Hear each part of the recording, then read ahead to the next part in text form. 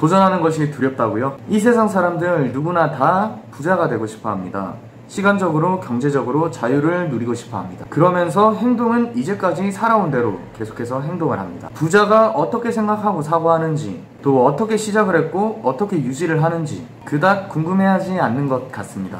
무언가 새로운 도전을 하고 시도를 할 때 마음에서 두려운 마음이 드는 것이 당연하고, 그리고 먼저 그 도전을 해본 사람들한테 조언을 구하고 묻는 것이 당연한데 보통은 그렇지 않습니다. 주변 친구들이나 주변 선배들 그리고 부모님께 조언을 구하곤 합니다.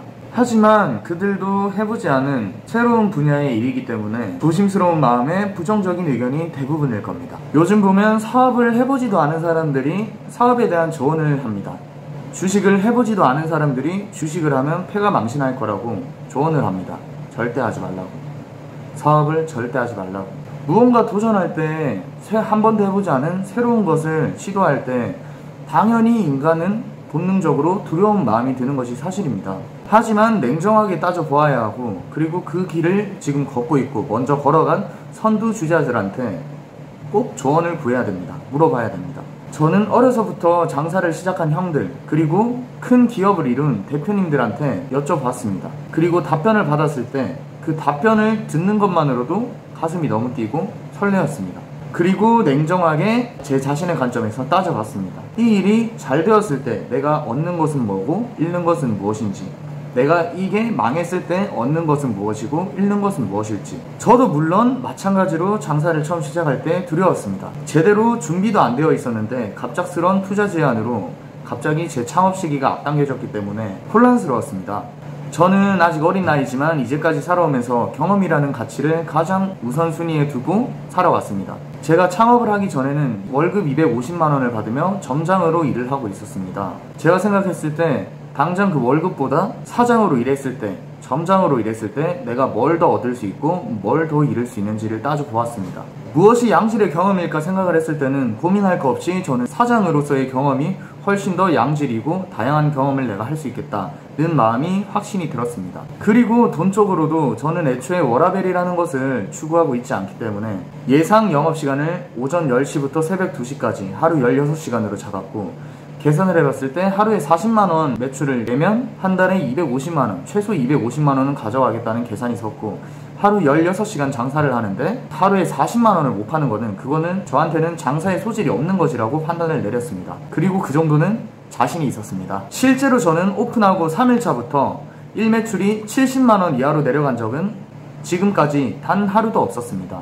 제가 장사를 한다고 했을 때 제 주변 반응들은 어땠을까요? 응원해주는 사람이 거의 없었습니다. 한 95% 정도 반대를 했습니다. 부모님을 포함해서 매형, 누나, 저희 가족들도 당연하게 이제 걱정스러운 마음에 안정적인 대학을 가기를 원했고, 나중에 조금 더 배워서 창업을 하라고 했습니다. 제 주변의 친구들도 지금 배달 시장이 너무나도 많고 코로나가 끝나면 망할 거라고, 배달 장사로 돈을 벌기는 쉽지 않을 거라고 했습니다. 제게 이렇게 부정적인 말을 했던 사람들이 지금은 제 자랑을 하고 다닙니다. 저 또한 1년 전에 제가 그 두려운 마음에 졌다면 저는 아직까지 남 밑에서 일을 하고 있었을 겁니다. 아니면 가족들의 말을 들었다면 저는 대학교를 다니고 지금 진주에 있는 대학교에서 영양학으로 3학년 1학기 마쳤을 겁니다. 지금. 근데 제가 지금 잘 돼서 이런 말을 할 수 있다고요?